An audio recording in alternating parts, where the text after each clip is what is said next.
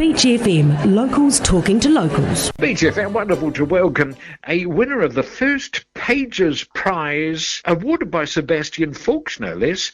P.J McKay, welcome to the program, and it's wonderful to be able to congratulate you on that prize.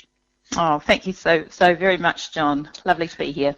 Well, this must be quite a boost for you because Sebastian, he's no minor author himself. Goodness me, he's an award-winning author himself, isn't he?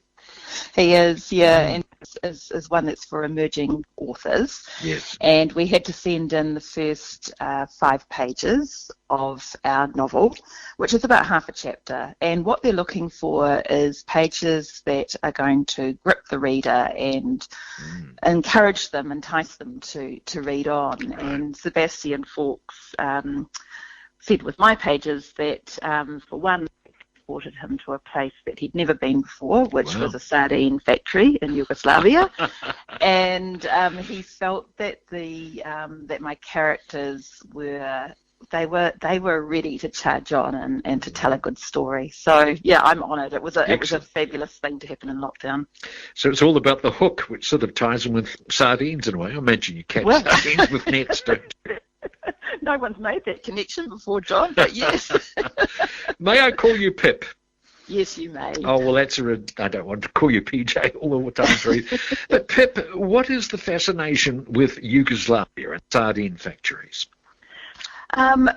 It's not so much the sardine factory. That was just a setting which struck me. But when I first started writing the novel, which was about 6 years ago, I drew on what had been a personal experience. And as a young backpacker, I had travelled into Yugoslavia at the time, which was in quite a bit of civil unrest and what have you. And my travel mate and I, a girlfriend, travelled through into Macedonia. And as young people do at that time in their lives, we made some pretty silly decisions, which then could have ended us in quite a bit of trouble. Yes. And so I took that nugget and I then took what I sort of how the love, the interest I had in it when I was there in 1989. There was just a stark contrast between Macedonia and Croatia, for instance. And then I got to meet a number of friends through the Dalmatian community in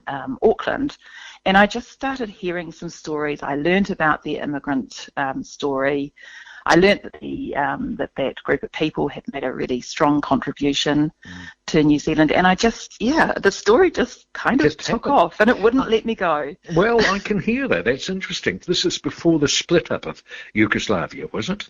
It was. So it was 1989. So Tito, who had been ruling the country, he had died in 1980, and so this is 9 years after the fact, and the country was really struggling to sort of hold it together, and there were lots of hot heads that were wanting to take leadership. And it wasn't really until I got to London, back to London, having sort of, I spent a couple of weeks in the country, so it wasn't a long time, but when I got to London later, just a year later, and saw the devastation that was starting to happen, it made me realise just, what the sort of the risks and what we had sort of put ourselves in by travelling through. And we could see that unrest brewing at the time. There was inflation, and there was an edginess about that country, and you could feel it.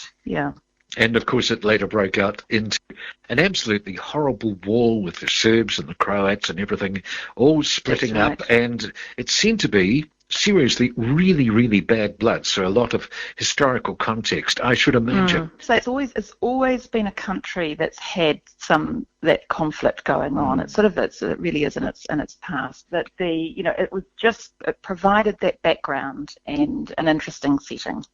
So we got basically, as I understand it, a coming of age story. Yeah, it follows 2 young women, and it goes back to the late 1950s, where Gabriella, who is exiled from Yugoslavia, from the small island of Korčula, she comes to New Zealand with a secret, and her daughter Louisa, 30 years later, who's a very proud Croatian Kiwi, decides to return to Yugoslavia to try and unpick the family story. And at its heart, it has secrets, and it has secrets that demand to be told, but it also very much is the story of two young women and the decisions that they make and how they pan out and I suppose impact things sort of going forward, particularly for Gabriella. So you've mentioned Macedonia a couple of times. Was Macedonia part of Yugoslavia as well at that stage? It was. It was one of the 6 republics. Yeah. So it was the southernmost republic, borders Greece. And it's right. In fact, this is this is the only bit that's slightly autobiographical in the novel.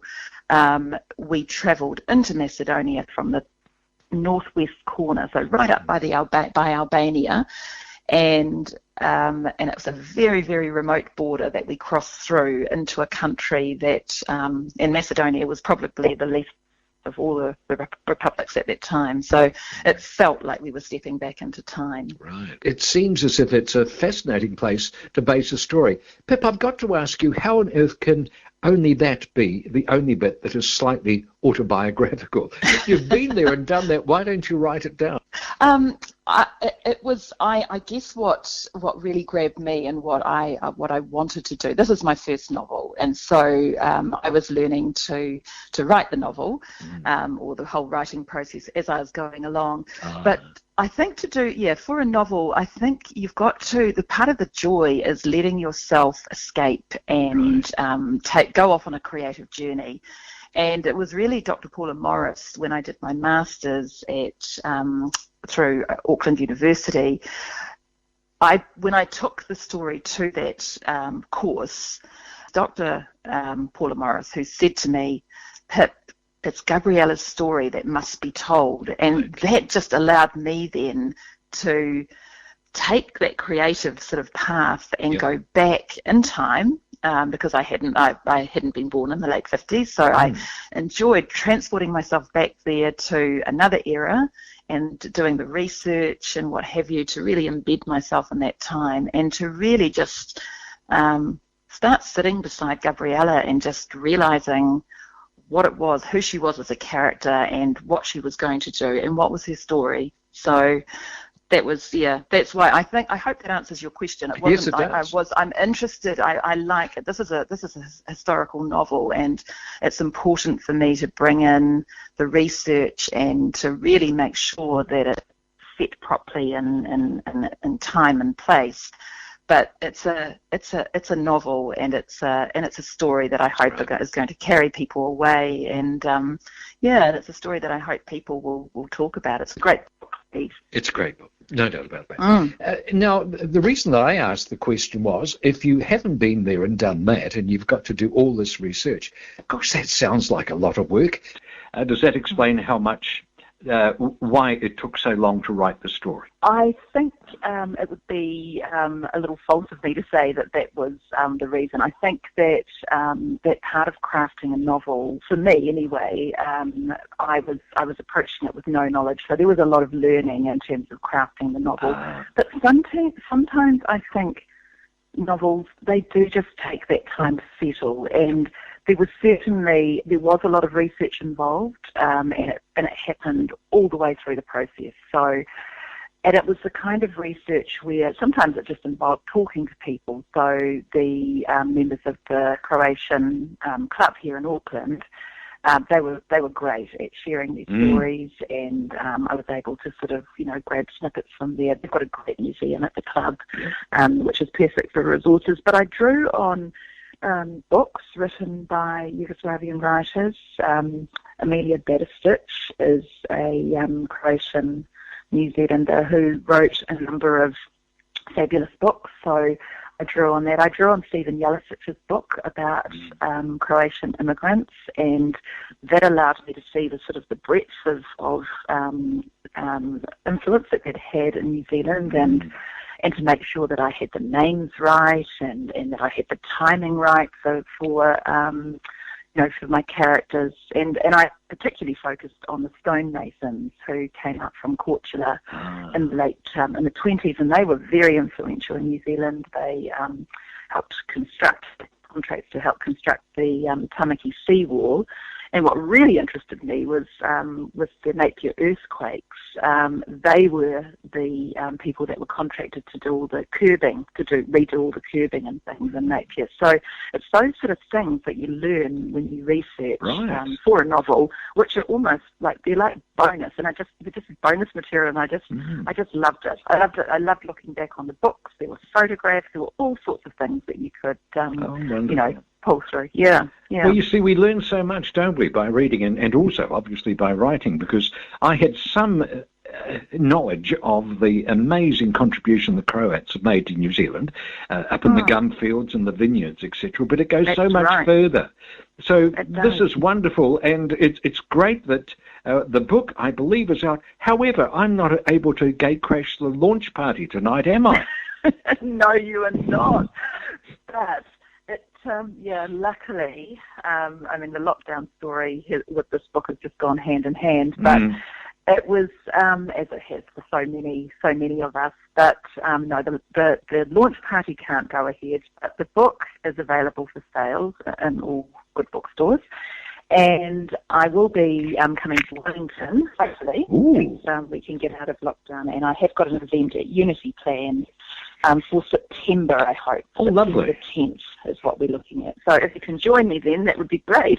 And it's a great excuse to pop into an amazing bookshop, Unity. Oh, well, absolutely. It is terrific. Well, Pip, thank you so much for joining us this morning. I've thoroughly enjoyed this. P.J McKay, The Telling Time is the book. Pip, thank you for your kind company here on Beach FM. 106.3 Beach FM.